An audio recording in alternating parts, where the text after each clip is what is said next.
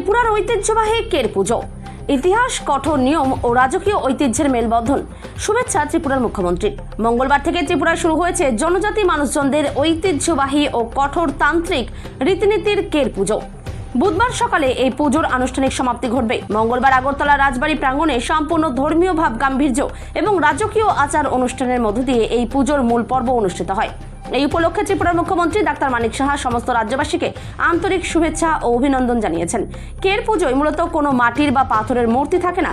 একটি বড় সবুজ বাঁশকে বিশেষ নিয়মে বেঁকিয়ে এবং নির্দিষ্ট আকারে সাজিয়ে দেবতা কেরের প্রতীকী রূপ তৈরি করা হয়।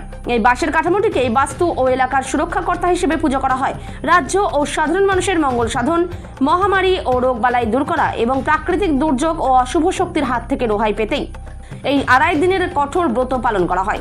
কের পুজো চলাকালে নির্ধারিত পুজো এলাকার চারদিকে বাঁশ দিয়ে একটি নির্দিষ্ট গণ্ডি বা সীমানা টানা হয়। এই সময় গণ্ডির ভেতরে বাইরের কারো প্রবেশ করা বা ভেতর থেকে বাইরে যাওয়া সম্পূর্ণ নিষিদ্ধ থাকে। একই সাথে যান চলাচল এবং সাধারণ দৈনন্দিন কার্যকলাপের ওপর কঠোর বিধিনিষেধ আরোপিত হয়। পুজো শেষে প্রতীকী গণ্ডি ভেঙে দেওয়ার মাধ্যমে সমস্ত নিষেধাজ্ঞা প্রত্যাহার করা হয়। 1949 সালের 15ই অক্টোবর ত্রিপুরা ভারতের অন্তর্ভুক্ত হয়।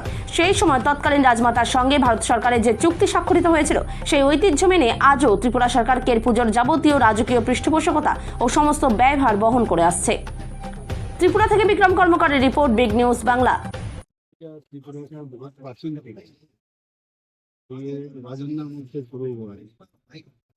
केयर मतलब जो पग बड़ा साथ जिसको बोलते हैं, मैं केयर मतलब एक बंदी मतलब एक स्पेसिफिक एरिया, इसके बाहर भी आप नहीं जा सकते, भीतर भी नहीं।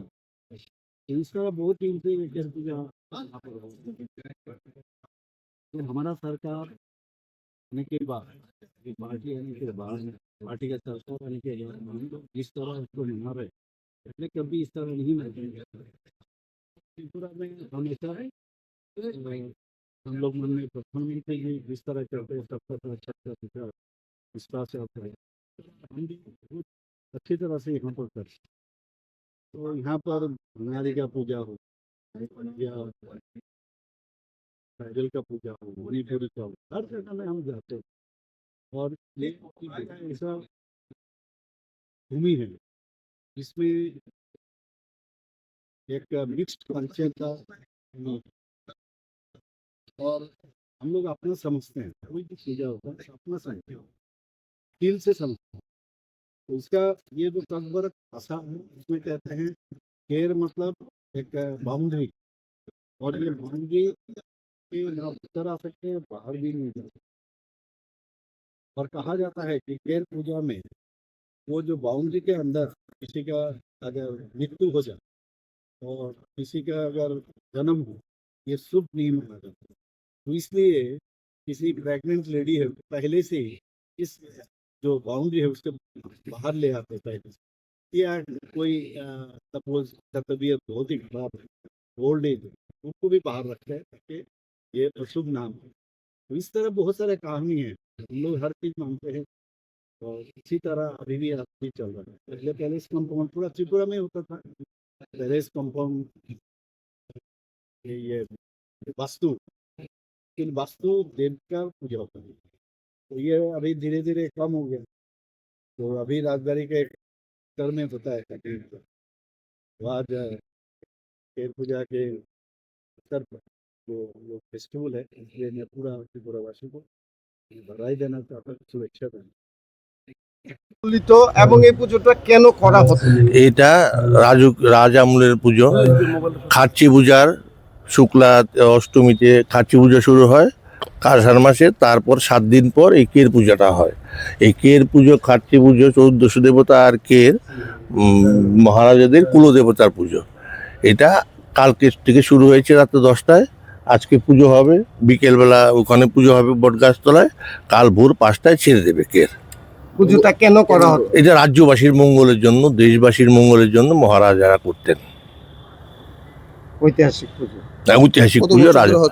এটা রাজ আমল থেকে চলে আসছে, এখানে 500 বছর ধরে চলছে। তার আগে অন্যখানে যেখানে রাজবাড়ি ছিল সেখানে চলে এসেছিল, রাজ আমল থেকে চলে আসছে। আচ্ছা, এই যে বেসিক্যালি এই যে কের পুজোটা, এটা কি নিয়ম? না, এটা গন্ডিটা রাত 10টার মধ্যে যারা ঢুকে গেছে ঢুকে গেছে, আর তারপর কেউ ঢুকতে পারবে না। কালকে ভোর 5টার পর বেরোবে এখান থেকে। আর এই পুজোটা মূলত কি পুজো? এটা চতুর্দশ দেবতার পুজো। কিভাবে পরিচিত? কের চতুর্দশ দেবতাই ওখানে পুজো হয় 7 দিন, তারপর এখানে হবে 2.5 দিন। এখানে 2.5 দিনের পুজো, এটা কের পুজো। কের পুজো। প্রথমে আপনাদের মাধ্যমে সমস্ত রাজ্যবাসীকে এই পবিত্র কের পূজার জন্য অনেক অনেক শুভেচ্ছা ও অভিনন্দন জানাই।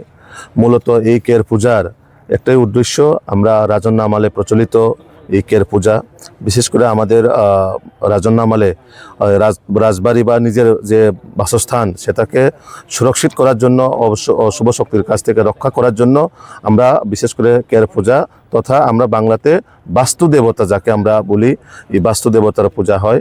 সেখানে প্রচলিত আমাদের গ্রাম পাহাড়েও, শুধু আগরতলা নয়, গ্রাম পাহাড়েও আজকের দিনে প্রত্যেকটা গ্রামের যারা আমাদের প্রবীণ নাগরিকরা, বরিষ্ঠ ব্যক্তিরা এই কের পূজা করে থাকেন। আমাদের সমাজে বিশেষ করে জনজাতির প্রত্যেকটা এলাকার মধ্যে আজকের দিনে যাতে আমাদের সমাজের সুরক্ষা এবং অশুভ শক্তির কাছ থেকে মানুষ যাতে রক্ষা হয়, সুরক্ষিত হয়, তার জন্যই এই বাস্তু দেবতাকে পূজা করা হয়।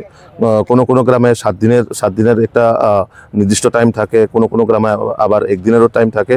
তো আমরা বিশেষ করে আজকের দিনে একটা পবিত্র মনে রাজ্যবাসীর সকল অংশের, জাতি জনজাতি সকল অংশের যাতে সবার ঘরে সুখ সমৃদ্ধি আসুক, এটাই আমরা ভগবানের কাছে প্রার্থনা করি।